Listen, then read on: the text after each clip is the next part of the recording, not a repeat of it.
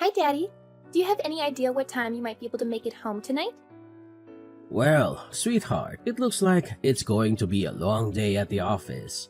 I have a lot of work to finish and some meetings to attend. I'll probably be wrapping up and heading home around 7 p.m. Why do you ask? Oh, nothing much. Just that I thought I'd take over the kitchen duties tonight. I'm planning on cooking up some chicken breasts and baked potatoes for dinner. Really? That sounds fantastic. Chicken breasts and baked potatoes are my absolute favorite. You know how much I love them. Yes, I know. We had a cooking lesson in our home economics class at school today. The teacher taught us how to make them.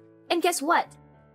She said mine were the best in the class. She said they were juicy, tender, and flavorful. So I thought, why not make them for dinner tonight? That's wonderful, Jenny. I'm really looking forward to tasting your cooking. If it's as good as you say, maybe you can take over the kitchen more often. You know I'm not very good at cooking, and Mom is always busy with work. Well, just a heads up. If you don't finish everything on your plate, I might get a little upset.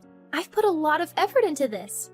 I've even prepared a salad and a dessert to go with the main course. Oh, don't worry about that at all. I'm sure it's going to be delicious, and I'm very hungry right now, so I'll probably eat everything you make. By the way, isn't Mom going to be home for dinner tonight? No, she mentioned this morning that she has to work late again and won't be able to join us for dinner. She said she has an important project to finish and a deadline to meet. Oh, I see. I wasn't aware of that. Well then, I'll try my best to wrap up here as soon as possible and head home. See you in a bit. Okay. Can't wait for you to try my cooking. I hope you like it as much as I do.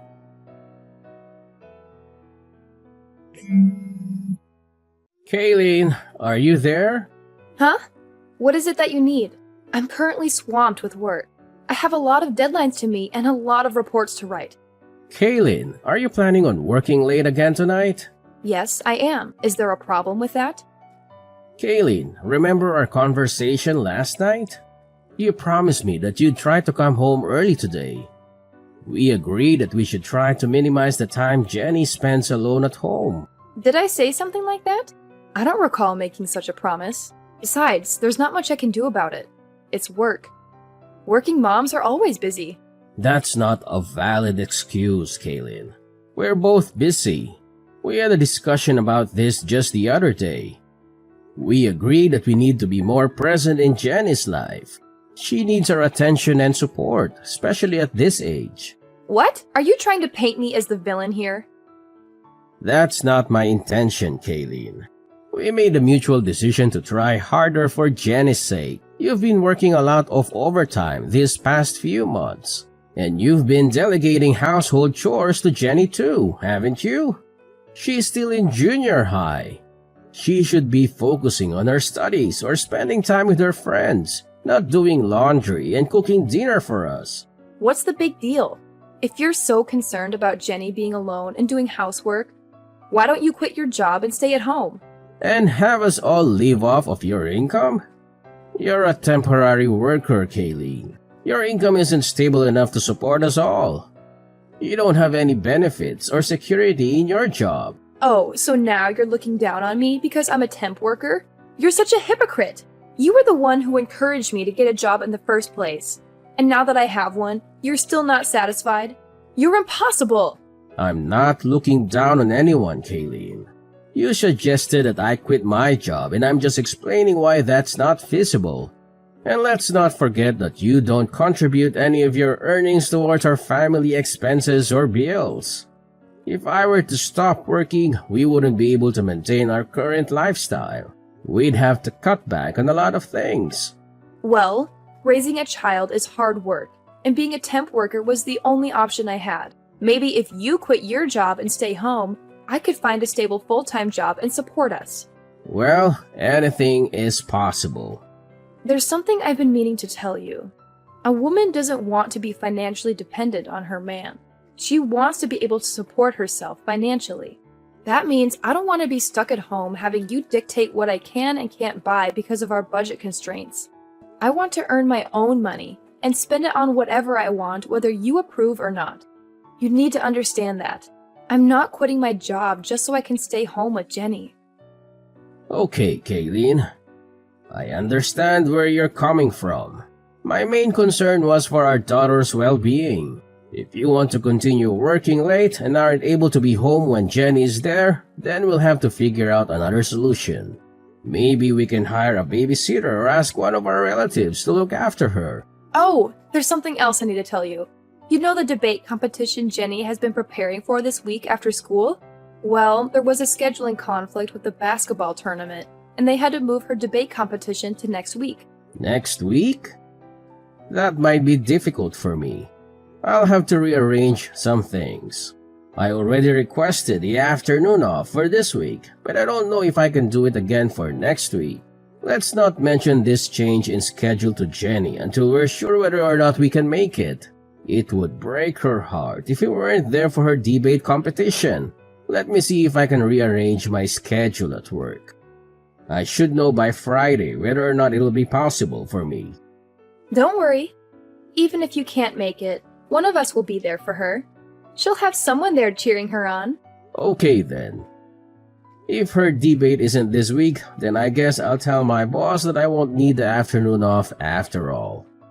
Hopefully, someone will be able to cover for me next week. Okay, we won't mention anything about this change in schedule to Jenny until we're sure. Dad, where are you at this moment? I've been searching for you everywhere.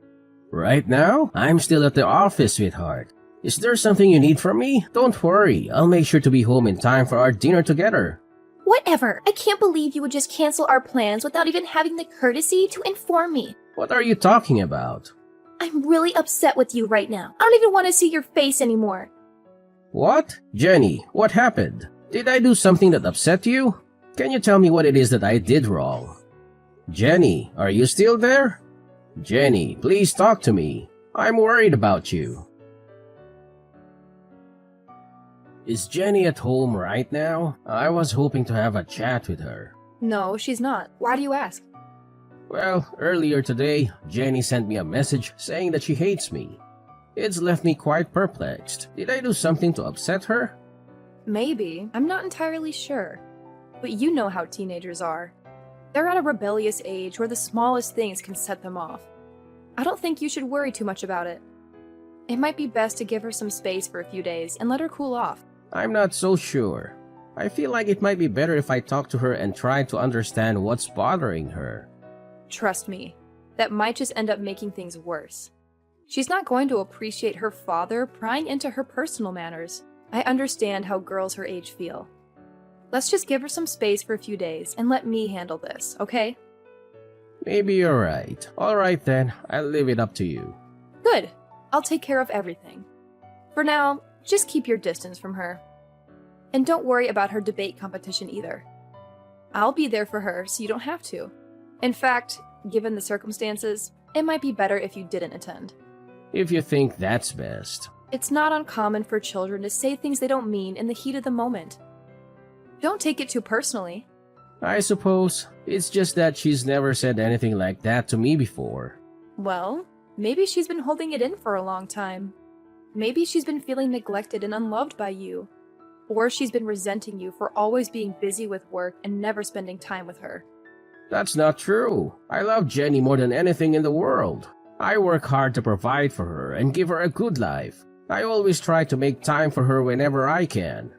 Well, maybe that's not enough for her. She needs more than just material things from you. She needs your attention, affection, guidance, and support. But I do give her those things. I always listen to her when she talks to me. Really? What? What are you talking about? Jenny, what do you think about going for a drive tonight? Just you and me. It's been a while since we've had some quality time together, just the two of us. We could use this opportunity to catch up and talk about anything that's on your mind. No, I don't feel like it. Jenny, I've noticed that you've been avoiding me these past few days. I'm not sure why, and it's really bothering me. If I did something to upset you, I want to make it right. Can you at least tell me what's wrong? I'm here to listen. It's about my debate. You never came to see it. You said you'd come. You promised. Huh? Your debate? But isn't your debate scheduled for next week? No, It's over. What? Are you serious? Your mom told me it was rescheduled to next week. It wasn't rescheduled. Jenny, I'm so sorry. It's not just that. You told Mom that I'm ugly and stupid, didn't you? Mom's friend told me you said it. What? Jenny, I would never say anything like that. You're the most beautiful girl in the whole world, and I know you're smart. That's why you were chosen to join the debate. Everyone knows you're smart. You're just saying that to make me feel better. And I know you stole some of my favorite clothes from my closet. What? Why would I do that? Why would you think I would do any of those things? Jenny, you know how much you mean to me. But, so, it wasn't you? Sweetie, I would never do anything like that. And you didn't say I was ugly and stupid? I never said that. I swear. Anyway, Jenny, I'm so sorry. I missed your debate. I feel terrible. It's not next week? It's really over? Yeah. I'm sorry. I don't know how this mix-up could have happened. I should have been there for you. I really wanted to go and watch you. I swear. Yeah, I know. I'm sorry too. So, sweetie, who was it that said I was saying bad things about you? Which one of Mommy's friends? The guy that Mom brought to my debate with her. Huh? I didn't know who it was, so I felt really strange when I saw him with her. And after the debate, the three of us went out for dinner. And her friend was acting like he had known me for a long time. He was way too friendly. It was kind of creeping me out. Was it someone you know? No, that was the first time I had ever seen him. I see. How about we talk more about all of this tonight? And let's not tell Mom about our conversation, okay? Okay, let's go out for dinner. We haven't done that together in a long time. That sounds like a great idea.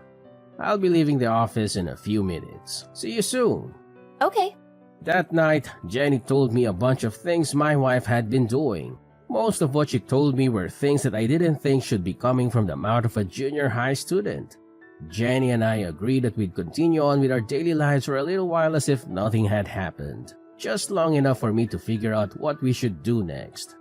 During that time, my wife messaged me about a parent-teacher interview she had to go to on a Sunday. I guess she thought that Jenny was still upset with me and not speaking to me. She told me that she'd go to the meeting with Jenny and suggested that I go and visit my parents that day to take my mind off of Jenny and the parent-teacher interview.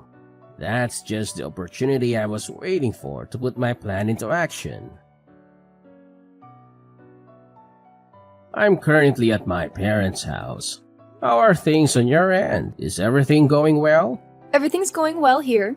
The parent-teacher meeting isn't scheduled until later this afternoon. We're just taking it easy at home and watching some TV. It's a nice change of pace.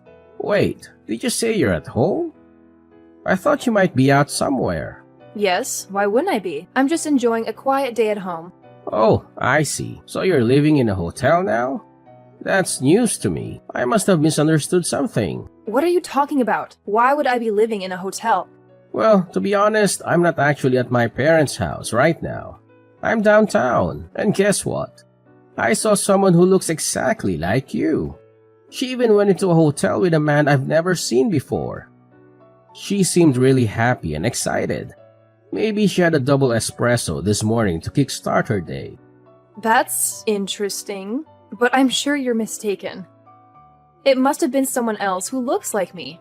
Are you sure? Because she's wearing the same suit you said you were going to wear to Jenny's parent-teacher interview today. The exact same dark blue blazer. The guy looked pretty dressed up too. I wonder if she's planning on going to the parent-teacher interview right after leaving the hotel. If it was you doing that, I'd be really upset. I've already told you that's not me. You're obviously mistaken. It must have been someone else. But I'm really curious to find out. If it's not you, then maybe you have a long-lost twin. If that's the case, I don't want to miss this opportunity to reunite you two. So I think I'll just wait outside the hotel until she comes out. Okay. You want me to come out and say it, don't you? Yes, I'm cheating on you. Who cares? Sorry. You admitted to that a lot faster than I thought you would. Well, I couldn't stand your indirect accusations anymore. You're always so annoying. That's probably why Jenny hates you so much, too. By the way, I'm leaving you and moving in with my new boyfriend. What? What are you talking about? Exactly what I said.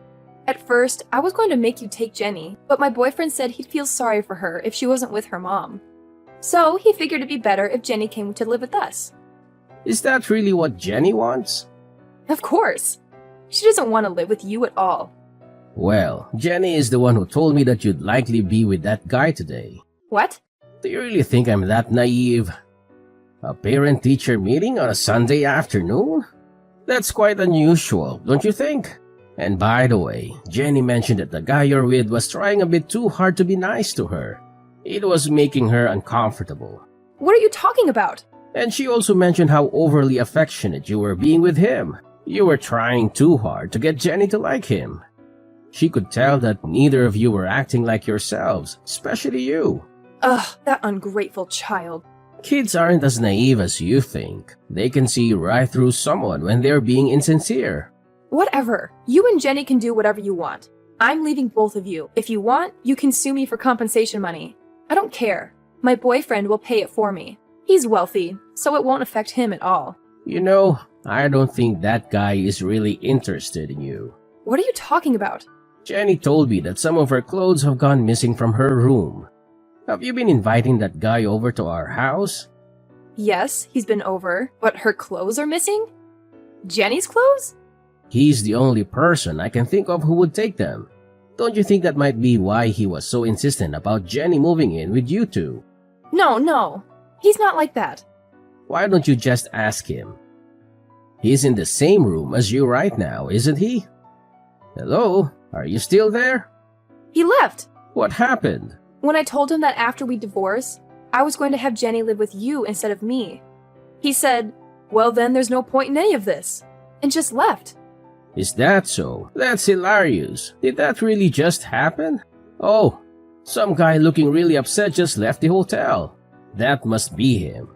Don't worry about it. Hey, are you still there? Yes, I'm here. I literally just sent you a message. No, I mean, are you still standing in front of the hotel? Yes, why do you ask? I'm in room 405. Why don't you come up here? What are you talking about? I'm sorry for all the harsh things I said to you earlier. I realize now that I was wrong. I promise not to behave like that again. Can we talk this over? That's not possible right now. So just hurry up and get down here. Why not? It wasn't my fault. He deceived me. I had no idea he was that kind of person. You're only saying that because now you know he wasn't really interested in you. But he promised me the glamorous life I've always wanted. How could I resist such an offer? He lied to me. He's the bad guy, not me. You can't blame me. Any girl would be taken in by that. But women don't want to be supported by their man. They want to be able to support themselves financially, right? Shut up. I take back what I said before. I'm not talking about what you said before. That's what the person beside me is saying right now. Your boss at your current temp position. What? I looked into it and found out right away. The guy you were cheating on me with is your boss's husband, isn't it? I'm down here in the lobby with your boss. We were both here the whole time. She grabbed her husband as he was trying to leave the hotel. Just wait. Is she really downstairs, Mrs. Peterson? Yeah, that's why I told you to hurry up and get down here. We're all waiting for you. What? No way. I'm not going down there. You have to do something. There is no getting out of this now. Mrs. Peterson is suing both you and her husband for your affair. Oh, and you can bet that I'll be doing the same. You don't even want to imagine how much this is going to cost you with both of us suing you. But you'll have no problem paying for it, right? Because you've been working all that overtime for the past couple months, right?